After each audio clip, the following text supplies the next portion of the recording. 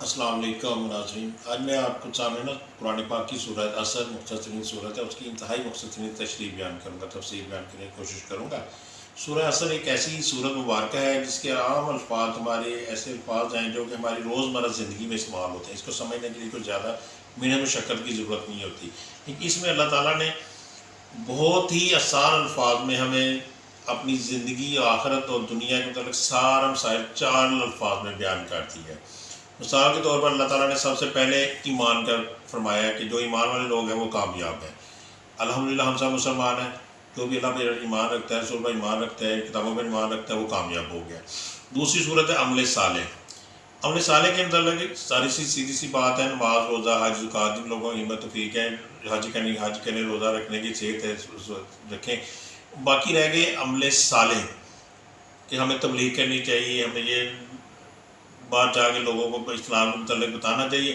تو الحمدللہ ہم پاکستان کی اسٹیٹ میں رہتے ہیں، مسلمان اسٹیٹ ہے، اس میں بے شمار مدارس ایسے ہیں جو کہ یہ کام کر رہے ہیں، اس لیے ہم ایز اے مسلمانوں کی مدد کرتے ہیں۔ ہر مسلمان پہ لازم نہیں ہے کہ وہ اب جا کے گھر گھر جا کے تبلیغ کے ملک میں جا کے تبلیغ ہے، جب جماعتیں بنی ہوئی ہیں، اس چیز سے بھی ہم بری ذمہ ہو گئے۔ اللہ تعالیٰ نے ہمیں کبھی بھی مشکل کام میں کسی مسلمان کو نہیں ڈالا، اللہ تعالیٰ نے ہمیشہ آسانیاں پیدا کی ہیں اور یہ ہماری آسانیوں کے لیے ہی ہے۔ اور دیکھیں عمل صالح میں ایک چیز آتی ہے جہاد کے لیے بھی ہم آزاد ہیں، کیوں ہماری اسٹیٹ قائم ہے، الحمدللہ ہماری پاک فوج ہے، ہماری سرحدوں کی حفاظت کر رہی ہے، ہم باقاعدہ ان کو ٹیکس دیتے ہیں، اور ٹیکس دینے کے بعد میں ہم جہاد سے آزاد ہو جاتے ہیں، وہ ہمارے ہی طرف سے ہمارے دشمن کی خلاف بریز کھڑے ہیں بارڈر پر، اس لیے ہمیں اس چیز کی فکر کرنے کی ضرورت نہیں ہے۔ مختصر سی چیزیں رہ جاتی ہیں، صبر کرنا۔ اب آخری چیز اللہ تعالیٰ نے فرما دی، صبر سے کام لیں۔ عام طور پہ ہم صبر کو یہ الفاظ میں لیتے ہیں کہ کوئی فوت ہو گیا تو صبر کرو، کسی کا کاروباری نقصان ہو گیا تو صبر کریں۔ صبر یہ چیز نہیں ہے، صبر میں اور بہت زیادہ چیزیں آ جاتی ہیں۔ مثلا کوئی کاروباری آدمی ہے، کوئی آفس میں کام کرتا ہے، کسی کی بہت ضروری میٹنگ آ گئی ہے، کسی کو اس کے بڑے آفیسر نے بلا لی ہے اور اسی دوران میں نماز کا ٹائم جا رہا ہے۔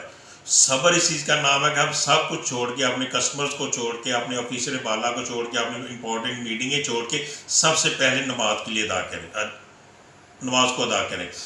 اور سب سے بہترین چیز ہے صبر کا کب پتہ چلتا ہے؟ جب باہر بہت زبردست ٹھنڈ پڑ رہی ہو، ٹھنڈا پانی ہو، اور آپ اس ٹھنڈے پانی سے وضو کر کے نماز کی طرف جائیں، تب وہ صبر کا آپ کو پتہ چلے گا کہ صبر کس چیز کا نام ہے اور اللہ تعالیٰ کیا چیز صبر سے ہم سے چاہتے ہیں۔ اگر ہم چیزوں پر عمل کریں، ایک دو چیز ہے صرف، اگر ان چیزوں پر ہم غور کر لیں گے تو ہماری دنیا اور معاشرت دونوں ہی ٹھیک ہو جائیں گی۔ جب تک ہم اپنے اعمال صالح صحیح نہیں کریں گے، ہم اپنے ایمان کو پورا نہیں کریں گے، ہم صبر پر پوری طرح یقین اور ایمان کے ساتھ عمل نہیں کریں گے، تو یقین کریں یہ جو نام نہاد اشرافی یہاں پہ مسلط ہے، اس پر تو آپ بالکل توقع نہ کریں گے کہ ہمارے حق میں کوئی کام کریں گے۔ ہم نے اپنے اللہ کو راضی کرنا ہے، توبہ کرنی ہے، ٹھیک طریقے سے اپنے ایمان کو ٹھیک کرنا ہے، تو تبھی ہمارے جا کے معاشی اور معاشرتی مسائل حل ہوں گے۔ ادروائز مت سوچیں گے کبھی بھی کوئی بھی اشرافیہ ہمارے لیے کام کر کے ہمارے معاشی اور معاشرتی مسائل کو حل کر دے گی۔ یقین کریں، صرف ایک دفعہ اللہ کو راضی کر کے دیکھ لیں، ایک دفعہ عمل صالح کریں، سچے دل کے ساتھ مساجد کو جا کے بات کر لیں، آپ کی دنیاوی و آخری مسائل تمام کے تمام حل ہو جائیں گے۔